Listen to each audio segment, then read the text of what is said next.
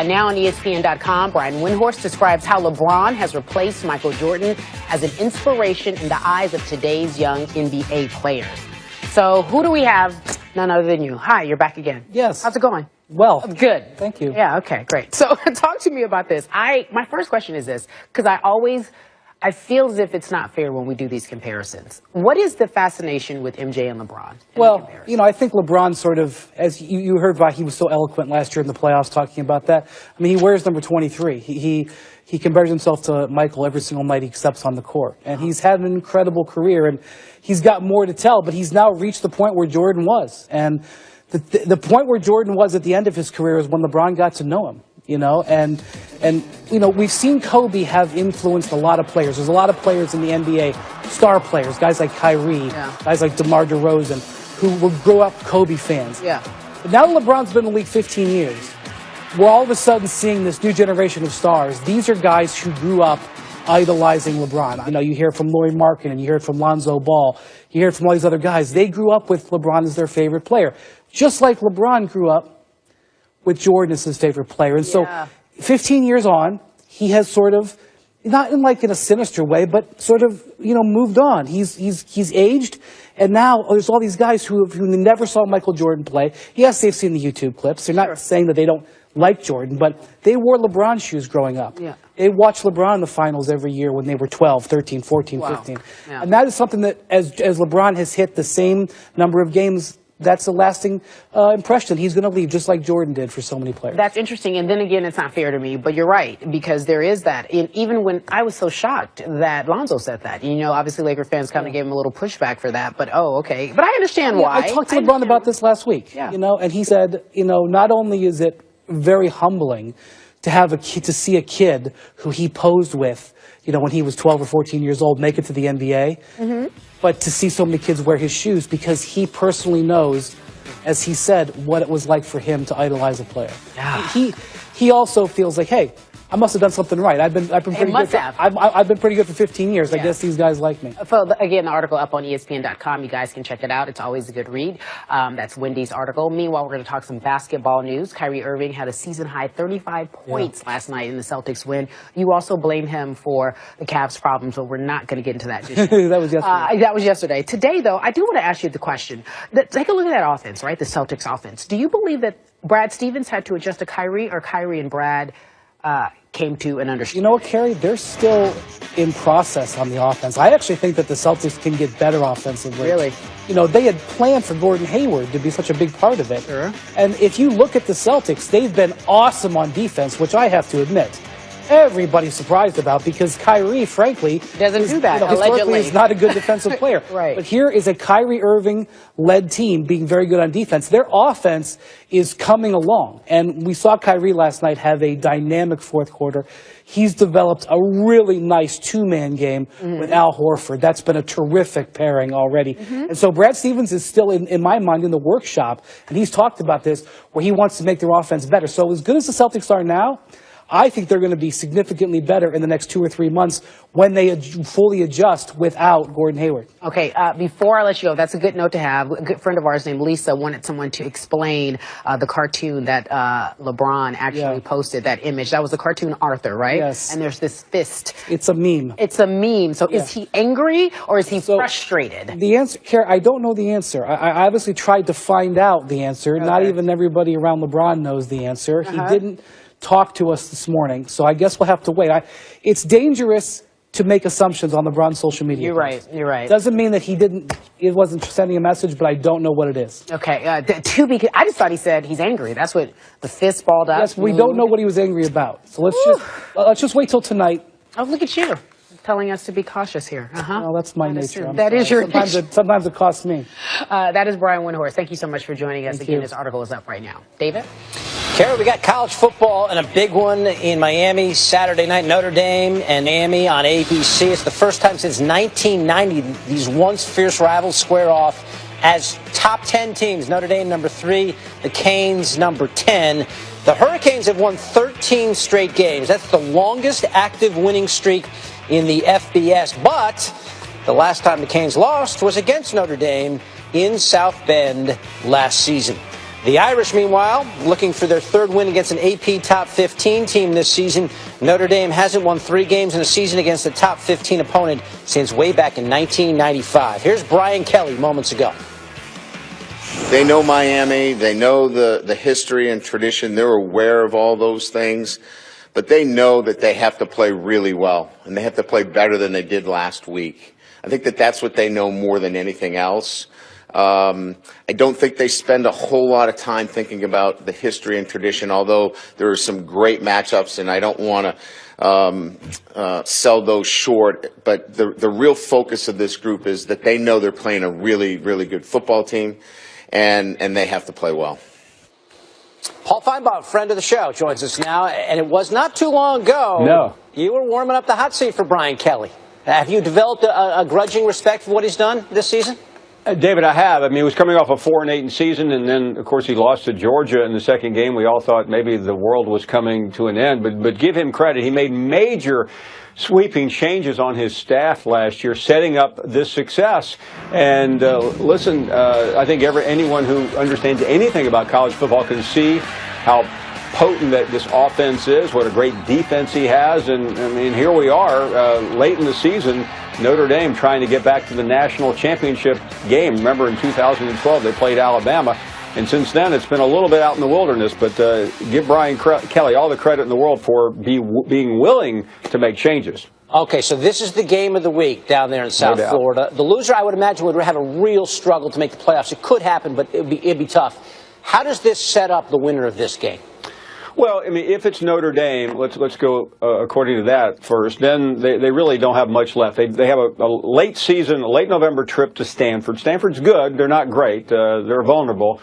And if you flip it around, Miami would then have to likely beat Clemson in the ACC championship game, which would be very, very difficult, but certainly they would be an underdog. So I think both have really good paths. Miami, maybe because of the ACC championship game, is a little more problematic, but Notre Dame with a win really is one win away at Stanford from being in the playoff. The Irish favored by 3.5 in this one. This week's college football playoff ranking released tonight. Let's talk about the Badgers. Wisconsin 9-0. They were 9th in last week's playoff rankings. What do you make of Wisconsin's chances to make the playoffs? They're vulnerable, David. They played a very weak non-conference schedule, and the Big Ten, you would have thought they would have been able to beat a Penn State or an Ohio State in the game that mattered in the Big Ten championship, but both have now lost twice. Michigan State is still a factor as well. So that Big Ten championship won't get them in automatically, although many wonder how could an undefeated Big Ten champion not get in. This year could be a little different. So they're not guaranteed, I'll say that. You could sense how furious they'd be in Madison if you go through your schedule. But we saw this coming before the season started. It's such an relatively easy Big Ten schedule. We'll see how it plays out for Wisconsin. Paul Feinbaum joining us today, and again tonight, 7 Eastern. Again, the exclusive reveal of the college football playoff top 25. Reese Davis, Kirk Herbstreit, and the guys will break it all down for you. Coming up 7 Eastern on ESPN, streaming live on the ESPN app. All right, so coming up on Coast to Coast, I was going to do a woo, but I don't have it. I don't have it in me, folks. Maybe he does. Ric Flair joins me to talk about Nature Boy. That's the 30 for 30. You don't want to miss it. It'll be great. That's after the break. We have a huge show today. Huge. You just mentioned Aaron Judge will be on the show. Also, can you just give me a shout out, like a Ric Flair shout out? Woo! Like, ooh, I wasn't prepared. I wasn't ready for you to do that. I love you. I didn't know you were. I know you had it in you. It was guttural. It came from here. Yeah. Let's hear you go. Let's hear your Ric Flair. Woo! No. Yeah. I wanted more. I was looking for more out of you there. Okay. Guess what? We're going to start the show with some NBA news. As I just mentioned, league sources are telling ESPN that the Suns are finalizing a deal that would send Eric Bledsoe to the Bucks for the big man Greg Monroe and a pair of draft picks. Bledsoe was the Suns' second leading scorer last season. Of course, the team has been shopping him since sending him home 2 weeks ago after he tweeted, "I don't want to be here." All right, so Wendy, what can you add to this? Yeah, so the Bucks were one of the first teams to call the Suns when they made Eric Bledsoe available on the trade market. their initial asking price was very high. They wanted one of their young, good players, Thon Maker and Malcolm Brogdon. As they saw the market for Bledsoe didn't really develop, they were able to, the Bucks were able to wait the Suns out, get them to lower their asking price. Get a first-round pick and a second-round pick, and Greg Monroe. So this is a trade for Milwaukee where they get a versatile perimeter player who can play multiple positions, fit alongside their other guys like Giannis Antetokounmpo, Chris Middleton, Jabari Parker when he comes back, and Brogdon. Really an impactful player to trade him for a guy who's not one of their core players. So a good move to make the Bucks, who are off to a bit of a shaky start, better today. Now, the key here is this is going to cost them more money long term, and they give up their first-round pick for next year, which is not insignificant. But the Bucks got better today and got more competitive in an Eastern Conference that right now, Carrie, we really can't get a judge on where the balance of power is. Yeah, and you've been high on the Bucks for a while, but then you jumped off the bandwagon. Where are you right now? Well, I think we got to wait to see what Jabari Parker brings. Jabari has been terrific from what I'm told in workouts. He's torn the same ACL twice, and so because of that, they don't want to bring him back until around the All-Star break. They're going to protect him. But we're going to see the best out of the Bucks in the second half of the year. They've only had their full lineup together for a handful of games with Middleton, Parker, and Giannis. So you had a guy like Bledsoe who plays both ends of the court, can play both guard positions. You have a team here where you can flex, where you may have Giannis at center on one end and be surrounded by 3 or 4 really good perimeter players at the other. So they definitely upgraded in talent here, and they were able to do it for more their price than what Phoenix's price was at the start of this. All right, I really appreciate you joining us, giving us the latest, and that maybe we'll hear from you a little later. I know you got a story on LBJ and Jordan. We'll talk about that comparison. Anyway, leave it there. Let's talk about ESPN Cavs reporter Dave McMenamin emoting from Cavs practice today. Talk to me about what's going on there. I know that we were talking about LeBron and his social media posts. What do you have on that? Well, LeBron was not at shoot-around this morning. He was excused by the team to take care of a family matter. Some people are on Twitter saying, oh, this has something to do with that Arthur Fist that he put on Instagram, saying it's something to do with his mood. There's no correlation between the two. I've spoken to multiple sources that confirmed it's just a family matter. He's taken care of. He's going to be at the game tonight, play against the Bucks. So whatever was kind of grinding his gears last night, that's not carrying over today, and it's not like he's trying to make any sort of issue bigger than what it was. All right, so this morning things got a little bit better from my understanding in terms of LeBron and some of the players and their attitudes. I know you said he wasn't at practice, but do you feel as if there's anything to worry about? What are you hearing from the players? Well, Carrie, what we have to worry about when we watch this Cavs team is the inconsistent play. J.R. Smith was asked point blank at today's shoot-around, are you guys going into every game with the mentality that game matters? And he said, no, we don't. That's something we still have to gain. That's not something you want to hear. This is the second highest payroll in basketball at around $137 million. It's a team full of professionals that many have won championships or played in all-star games or been to the NBA Finals.